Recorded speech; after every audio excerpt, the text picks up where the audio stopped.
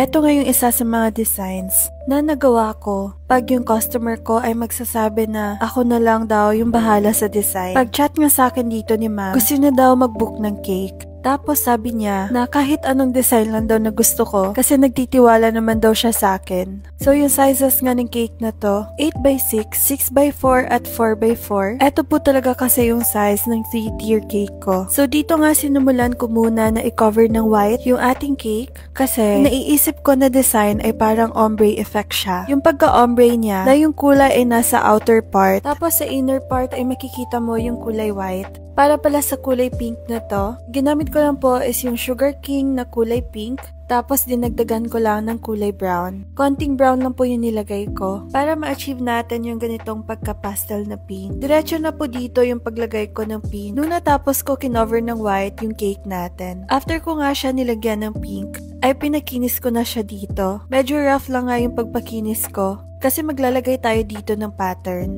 O baka may magsabi na naman dyan na hindi straight yung cake ko dito. Sa angle lang po ng camera yan. Pero pag sa personal, hindi po trapezoid yung shape ng cake ko dito. Promise yan. Scraper din yung ginamit ko sa paglagay ng ating swirls effect. Usually kasi pag yung mga customer ko ay nagsasabi na ako na lang yung bahala sa design, hindi ko na pinaplan out kung ano yung design na gusto kong gawin. Kung ano lang talaga yung pumapasok sa isip ko, yun lang talaga yung ginagawa ko sa cake. Tapos kung ano lang yung gusto kong gawin. Eto na nga at na-achieve na natin yung gusto natin sa body ng cake.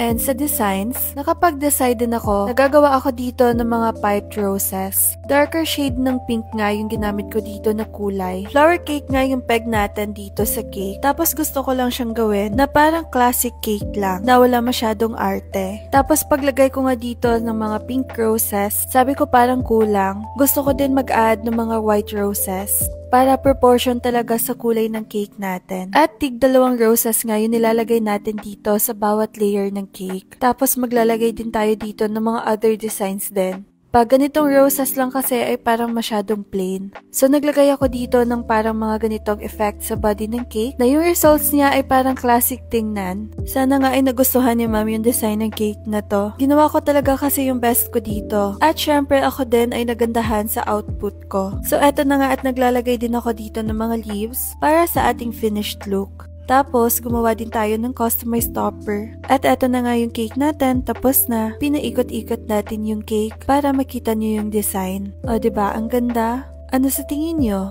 Maganda ba? Isa nga yung mga flower cakes sa mga gusto kong gawin na mga designs. Mula noon pa, nung nagsastart ako, kumbaga, eto nga yung mga strength ko na design. Kung papapiliin nyo nga ako, kung magfa-fondant cake ako, or magfa-flower cake, eto pa din talaga yung pipiliin ko. Kahit gaano pa kadami ng mga roses yan, kayang-kaya ko yan i-pipe. Pero syempre, char lang. Hindi ko lang talaga alam dito sa camera ko. Kasi pag kulay pink yung cake, masyadong hindi pigmented yung kuha niya. Pero sa personal, napakaganda talaga ng shade ng pink ng cake na to.